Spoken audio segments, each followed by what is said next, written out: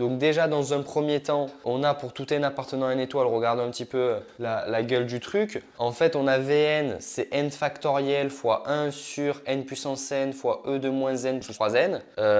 Voilà, et j'ai déjà importé les librairies dont on avait déjà parlé la dernière fois pour aller un peu plus vite. Donc déjà, on se dit, ok, ça a l'air d'être une fonction un peu, enfin une suite en l'occurrence un peu plus costaud que la dernière qui était un peu plus fastoche, même si elle est définie par récurrence. Ce qui est un peu difficile, bon, ce qui est facile déjà, c'est 3n, ça va être facile. N puissance n fois e de moins n, bon, c'est un peu fastoche quand même. Le plus dur, entre guillemets, c'est n factoriel qui vient s'imbriquer dans tout ça. Ce que je vous propose, c'est du coup de traiter d'abord ce qui est dur. Pourquoi pas faire une fonction là aussi. Donc, on a vu comment faire une fonction, une boucle for, une boucle if, une boucle while, notamment dans Prépa chez toi où on travaille pas mal les exopython et via le cours et via des annales. Mais on peut essayer d'adopter la même technique ici. Donc, séparer ce qui est facile et ce qui est dur et après, on combinera tout. Donc, on a déjà vu ce que c'était une boucle for sur YouTube et comment définir une fonction. Donc, on peut essayer d'utiliser ça pour faire ce n factoriel là déjà. Et ensuite, on combinera